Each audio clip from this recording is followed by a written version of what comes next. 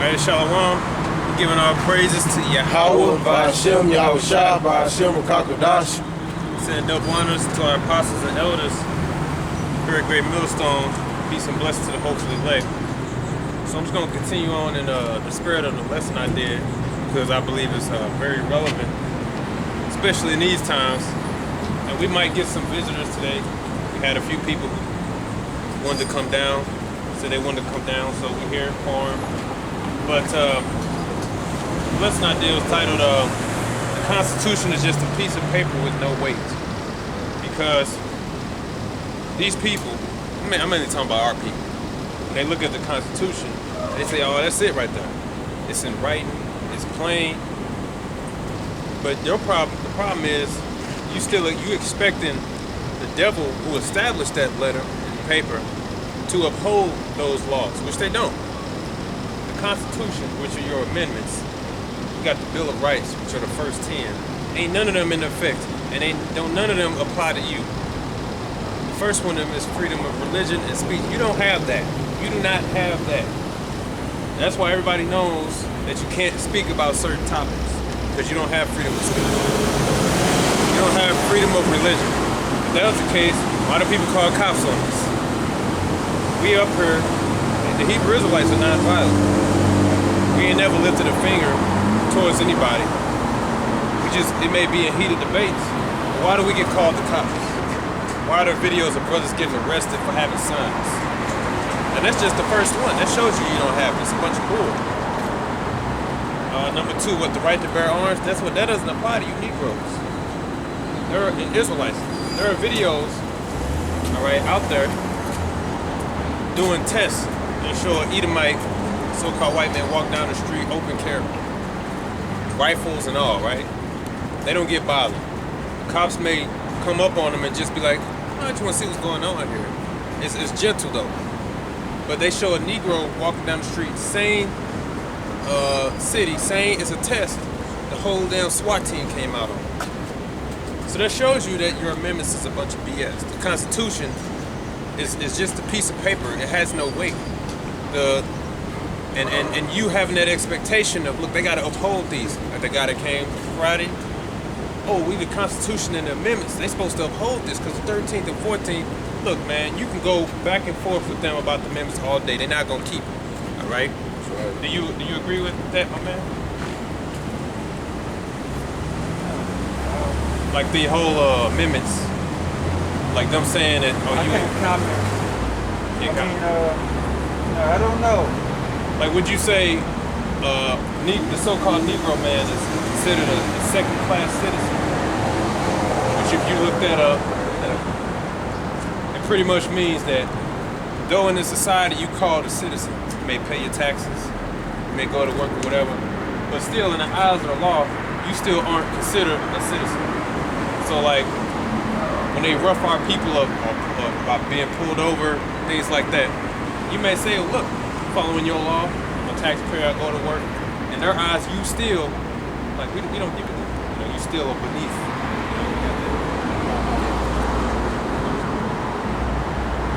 I guess the reason why there's so much tension and rioting now is because of that. They tell you that you're free, you got the same rights as us, but when it comes to show, they showing that you don't have it. You know? Second-class citizen, definition. It says a person belonging to a social or political group whose rights and opportunities are inferior to those of the dominant group in the society. And the dominant group would be so-called white people. But anybody under, like us, would be considered second class. So they telling you, oh, you got the same rights, you got the same equal opportunity. Our people believe it. They do the job, they follow the law, and then they get blown away because of how they look. They get racially profiled because of how they look. So something's wrong here. It's them being the devil. The word devil means deceiver. They're lying, right? And the reason they're doing that is because in the scriptures tell you that the so-called white man, he is the devil. He is the wicked, right? You can't expect any truth to come from him. It says a second-class citizen is a person who is systematically discriminated against within a state or other political jurisdiction, despite their normal status as a citizen or legal resident there. So we are considered second class. But they'll come to your face and say, oh, the reason you didn't make it is because you didn't try hard enough. You had the same opportunities as them and you failed. But when our people tried, they got shot down. There's something wrong here. And the reason for that, just to sum it up for you, we are the Hebrew Israelites according to the Bible. We're God's chosen people. When the Lord freed us from the hand of the Egyptians, we were untouchable because we were right with our Lord. The Lord said that if we was to anger him by disobeying his commandments, he's going to have us fall. And part of that fall is the going into slavery on ships. That's actually in the Bible. You're going to be considered second-class citizens, to summarize. Your women are going to be harlots in the streets. Your women going to be against you. You're going to have deadbeats. All that is what the Lord says is going to happen to his people. Like, you're an Israelite. You may not know it, but you're an Israelite. You know? And we are all under these curses. That's why we're under this systematic oppression. And no matter how hard we try, we can't get nowhere. That's why these people are mad. But what they don't know is, it's the Most High that got us here. And it's only the Most High that's going to get us out. Proverbs 28:15. Deuteronomy 28:1. It shall come to pass that thou shalt hearken diligently unto the voice of the Lord thy power, to observe and to do all his commandments, which I command thee this day, that the Lord thy power will set thee on high above all nations of the earth. So we stay right in the eyes of the Lord. We untouchable. Ain't nobody going to take us down. But he also told us what was going to happen if we disobeyed him. Fucking weird. All verse 15. Wink at me, motherfucker. But it shall come to pass, verse 15, but it shall come to pass, if thou wilt not hearken unto the voice of the Lord thy power, to observe to do all his commandments and his statutes which I command thee this day, that all these curses shall come upon thee and overtake thee. Yeah, so he said, no, listen, I'm going to put these curses upon you. The curse is the opposite of a blessing, right? Okay, just a few. Curse shall thou be in the city, and curse shall thou be in the field. He said, curse shall thou be in the city and in the field. The city, that's why we live in the worst parts of the neighborhood, ghettos. That's why if you get caught driving through a nice neighborhood, they pulling you over like, what you doing over here? You're supposed to be, you know what I'm saying, back there. And though our people try to make it out the ghetto, we had something called redlining that was established in the mid-1900s, where they denied you grants and loans so that you could get out the neighborhood. They didn't want you. So here you are, you like, look, I'm gonna get me and my family out of this bad neighborhood because I want to look what's best for my children. I got a good job, I want to go live in a nice neighborhood. The white man will say, nah, you ain't coming over here. We don't want you over here. We're gonna deny you because of who you are. Forcing our people to stay in the ghettos and stay in a dangerous area where you're getting killed and stuff like that. And then when they do kill you, they'll say, oh, I see y'all killing each other, y'all killing each other. But when our people tried to get out, they said no. See, the reason why this particularly happened to us is because the Most High controls us. We're the only ones that's affected by these curses. Another thing is what? curses. Curses? He said the field, right? We're going to be cursed in the field. Field represents the workplace. That's why we're the first bar, last hired. Once your application ain't getting past the secretary, once they fill out your ethnicity, they're gonna give it to a white man over you. That's why these Chinese and the other nations, they can come over here, set up shop easy, and set up a liquor store in your neighborhood, selling you liquor and cigarettes to kill you. They make millions. The Chinese woman and man come over here, sell our people hair because they cursed in the head. They make millions. The African mans come over here and sell you fake shoes and clothing. But what are our businesses? Why can't we do that? And why do they always set that up in our neighborhood? And because they benefit and getting rich off of us and our affliction. You're not gonna find a Arab liquor store in the suburbs. Ain't nobody gonna go there. They're gonna lose money. They say, we're gonna go to you Negroes, we're gonna set it up right here. The best our people can do is like a barbershop or a restaurant. And even then, they're still under the so-called white. See, there's a reason for that. We're the best people on the earth. We're the most talented in sports. They want to watch us play sports. They want to watch play basketball. They want to watch us dance. They want to watch us fight. But we still under they still got a Lutheran in there. Because let you be a football player like Colin Kaepernick. Everybody loves you, right? As soon as you say, you know what, I'm going to stand up for what's right, they let you know you can do destroy you. You know, and the whole world will hate you. Right? So we this talented, but we can't amount to nothing. There's a reason for that. The Most High got us into these places, and He has us here for us to remember that we effed up. It's like Ezekiel 6:8.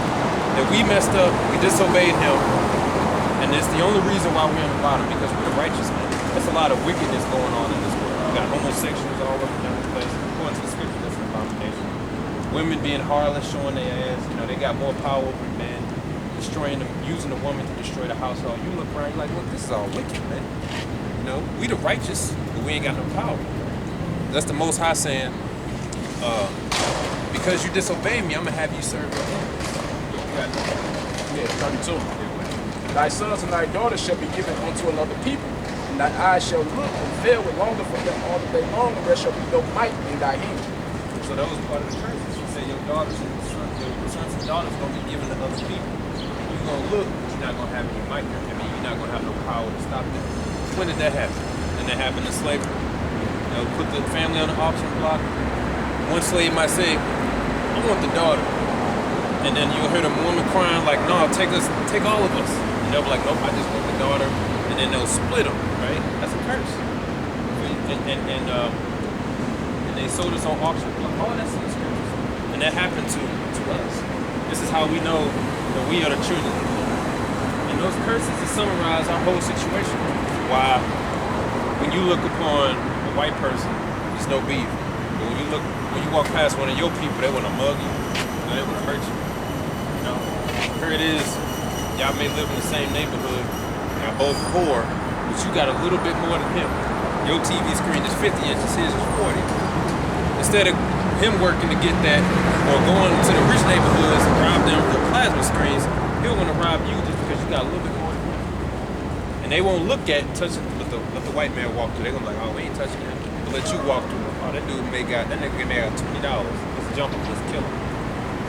That's the Lord said. He said, your eye gonna be evil towards your neighbor. That's why when we look at each other, we look at each other differently. But when they look at the white man, it's all good. That's a reason. Or like in St. Louis, there's a saying, like, crabs in the barrel. I don't like you because you gotta, you know, we both famous, we both trying to make it. But because you got a little bit more fame than me, I'm gonna do my best to take you down. Instead of working together and trying to make something. You know, that's why these Edomites, so-called white people, they got successful business and stuff like that because they don't got to deal with it. But only amongst our people, we try to hold each other back. I'll tell you. Hey, what are y'all? No, we are Hebrew Israelites. Hebrew Israelites? That's all we are. It's our nationality according to the Bible. Because everybody on this earth goes back to somebody in the Bible. It's about knowing who we are. Nationality according to the Bible. According to the Bible. Noah, the Lord brought the flood. Noah and his three sons and their wives, they were saved. Noah had three sons, Ham, Shem, and Japheth. Everybody on this earth goes back to one of those people. The Israelites, we go back to Shem. Right? They come out of Say that again. Everybody who? Everybody on the planet. Everybody on the planet goes back to those people. Go back to those people. The Israelites, we come out of Shem. His son Shem. That's where the chosen line came out of. It eventually went down to Abraham, Isaac, and then Jacob. Jacob, his name was changed to Israel, and he had 12 sons that became nations. These are those people. This is whom the Lord said, we are the rulers of the next world. This is what the Lord has come. And our Lord and Savior, which is a so-called black man, the world calls him Jesus, he came out of Judah. He was a so-called black man. But they put this image up as a way to deceive our people, because they know color goes a long way. And they actually taught us growing up that we actually are the people in the scriptures, and our Lord looks like us, our outcome would be different. We would look at ourselves, you know, on a higher level. But the only thing they teach us is their history. They teach you, y'all are just a bunch of monkeys, and we brought you in slavery to civilize you, so just be happy with that. Cover up everything else. They don't talk about the dark ages, they don't talk about how everybody in the scriptures are dark-skinned people. Because they don't want you to look up to anything. They don't want you to have, the only thing they want you to look up to is their history. You know? You got that?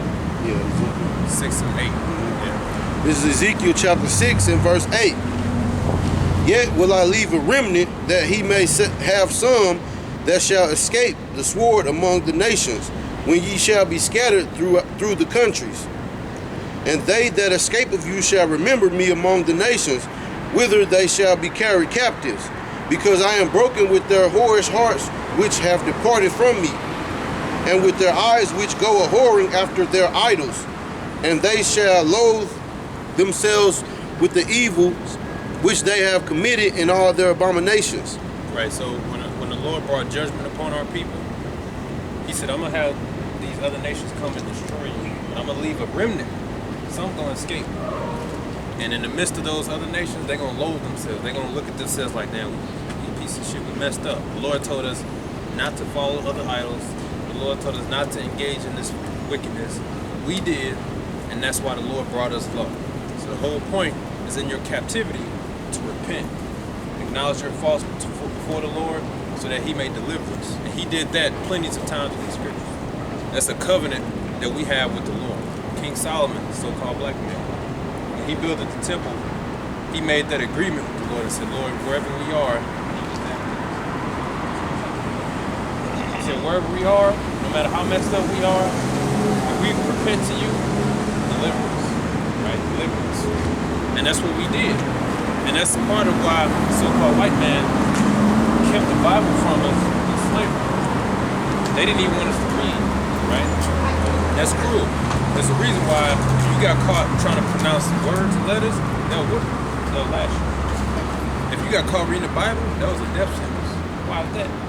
What are they afraid of? They're afraid of, you could say, the intelligent black man. That's what the world is saying. They're afraid of the intelligent black man. They are afraid of the intelligent so-called black man. They don't want us to have any knowledge. They want to control everything. They want to control your history. They want to control what you learn. Because if they come back to this, we're done. But they can't outdo the power of the Lord. The Lord said in the end days, he's going to wake